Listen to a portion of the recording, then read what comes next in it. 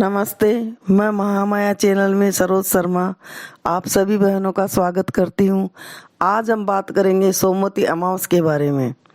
हम लोग सोमवती अमावस करते हैं, इसमें पीपल की पूजा करते हैं, लेकिन साथ में ये भी जानना है कि हम लोग इसका उद्यापन भी कर सकते हैं। हाँ, जरूर कर सकते हैं।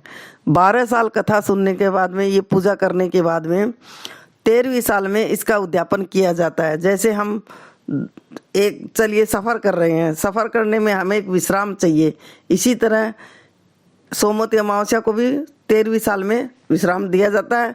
लेकिन ये उसके बाद में भी की जाती है। जैसे हम चौथ का व्रत करते हैं, उद्यापन के बाद भी करते हैं, उसी तरह यह भी की जाती है। और साथ ही महाभारत में इसका वर्णन किया गया है कि उत्तरा के कोख में जब बच्चा था और वो उसका गर्भ नष्ट हो गया था, उस टाइम में उसने भी इसकी सोमवती अमावस की पूजा की थी, उसी के कारण उसके बच्चे की रक्षा हुई थी। ये जानकारी मैं आपको आगे दूंगी।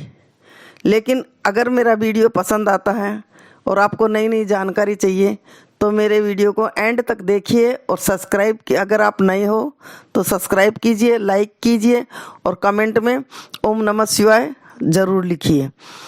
तो इसमें हम सभी सुहागन पीपल वृक्ष का पूजा करती हैं। इसमें साक्षात विष्णु जी का वास है, लक्ष्मी जी का वास है, इसीलिए हम अपने अमर सुहाग के लिए ये पूजा करते हैं। इसमें रोली मोली चावल, धूप, दीप, दक्षिणा ये सब चढ़ाते हैं। साथ में एक ब्लाउज पीस भी चढ़ाते हैं जो सोना धोबन के लिए।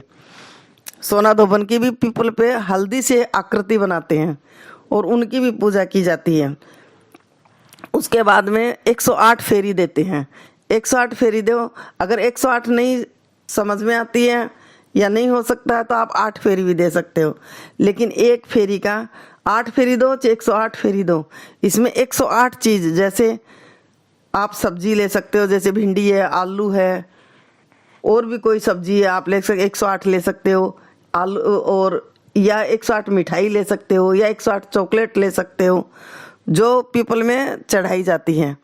उसके बाद में 13 चीज़ सीजन और सुहाग की हो या सीजन अनुसार, जैसे ठंड में ठंड की चीज़ दे सकते हैं 13 संकल्प करके, या गर्मी में जैसे पंखा वगैरह है, हाथ पंखा ये आता है, बीजना वगैरह ये सब दे सकते हैं, या फ्रूट दे सकते हैं। 13 अलग से दी जाती है, जो अपने जो जोशी होता है उसको, बहन बेटियों को, इनको दी जाती हैं।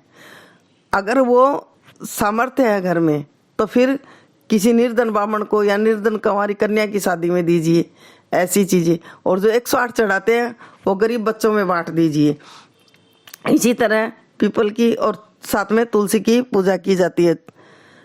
उसके बाद में जो उद्यापन में सामग्री चढ़ाते हैं वो सोना धोबन को, धोबी को और धोबन को खाना खिला के दी जाती हैं। उसमें धोबिन का कपड़ा होता है, धोबी का कपड़ा होता है, बाल्टी, मग, ब्रश, सरफ, साबुन और ये कपड़ा धोने वाली मोगरी ये दी जाती हैं। आगे इसका ये सोमवती अमावस का महाभारत काल से इसको लिया गया, जब उत्तरा के गर्भ में उसका गर्भ नष्ट होने के कारण भगवान श्री कृष्ण ने उसके गर्भ की रक्षा की थी। उसी समय युधिष्ठिर ने मरण शैया पर पड़े भीष्म पितामह जी से पूछा था कि हे भीष्म पितामह, हम लोग इस समय बहुत परेशानी में हैं। आपकी कुलवधु उत्तरा के गर्भ को अश्वत्थामा ने नष्ट कर दिया है, उसके बचाव के लिए कोई ऐसा उपाय बताइए। तब भीष्म पितामह ने युधिष्ठिर से कहा था और पूरी विस्तार से सोमवती अमावस के बारे में बताया था। उसी समय उसी अवस्था में उत्तरा ने भी सोमवती अमावस का व्रत किया था एवं पूजा की थी, उसी के कारण उसके गर्भ की रक्षा हुई थी। अब हमको उद्यापन के बारे में बताएंगे, जिसके पहले इसकी वेदी ये घर में किया जाता है।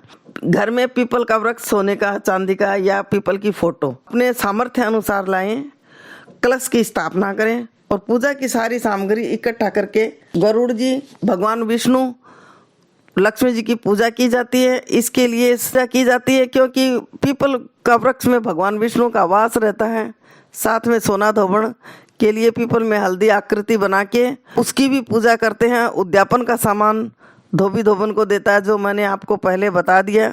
उन्हें खाना खिलाए, जो उद्यापन में प्रसाद बनता है। हो सके तो अपने पूरे परिवार के साथ ग्रहण करना चाहिए। ये करने से गर्भवती महिलाओं का गर्भ सुरक्षित रहता है। दूसरी बात, सौभाग्यवती महिलाएं रहती हैं, उनका सौभाग्य अखंड रहता है। इसीलिए सोमवती अमावस्या हर सुहागन को करना जरूरी होता है।